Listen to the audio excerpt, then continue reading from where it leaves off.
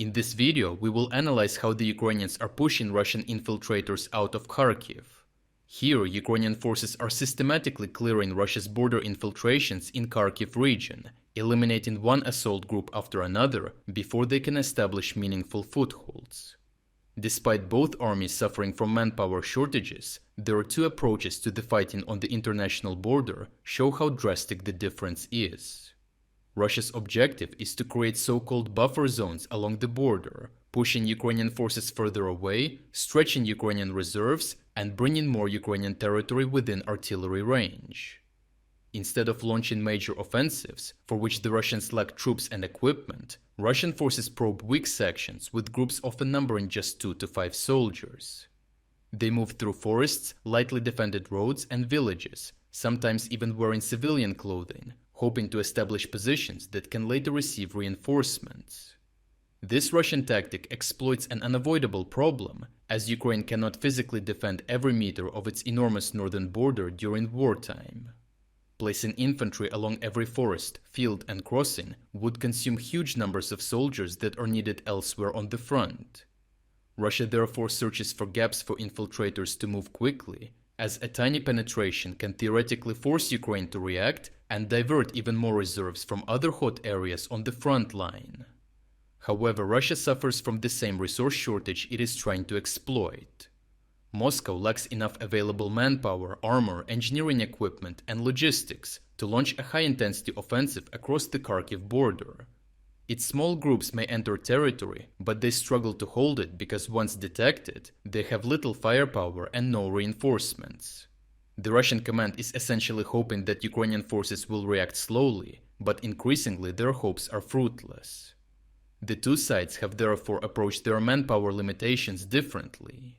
Russia continues sending small groups through gaps at ineffective intensity. Ukraine, meanwhile, does not attempt to fill every gap with soldiers. Instead, reconnaissance drones continuously observe roads, forests, settlements, and border approaches. Once infiltrators are detected, FPV drones, bomber drones, artillery, and assault teams engage them, with Ukrainian quick response units ready to deploy across a much wider front, holding the entire border with far fewer men successfully. Ukraine has effectively replaced a continuous physical defensive line with a surveillance and strike network. As a result, even though Russia exploits empty space, Ukraine makes it an observable kill zone. The recent Russian infiltration attempts near Kozachy-Lopen demonstrated this approach clearly, as several Russian groups of 2 or 3 soldiers each crossed the border using the main road. Ukrainian drone surveillance located them almost immediately, after which assault troops from the Ukrainian Skala assault unit planned the clearing mission carefully and moved in toward the breach on ATV on the next day.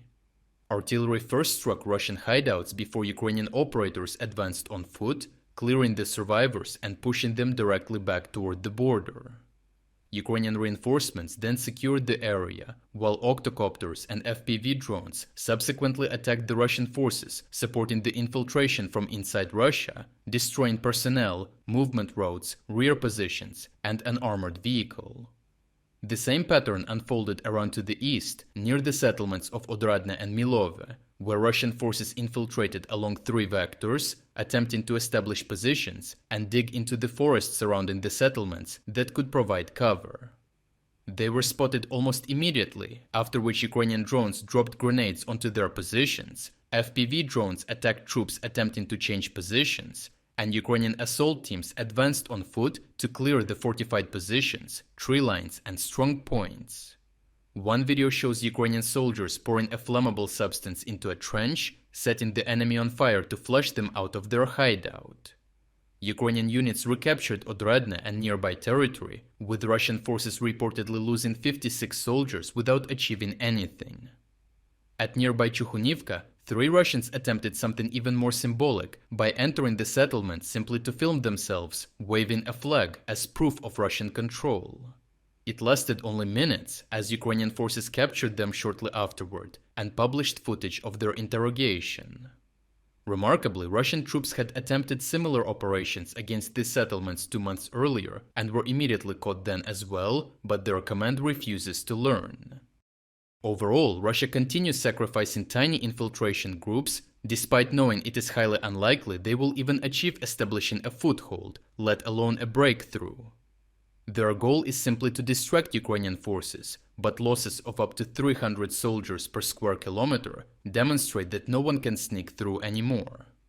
Day and night drone surveillance now covers the border approaches, allowing Ukraine to preserve infantry while rapidly directing specialized assault teams and strike drones against every detected breach.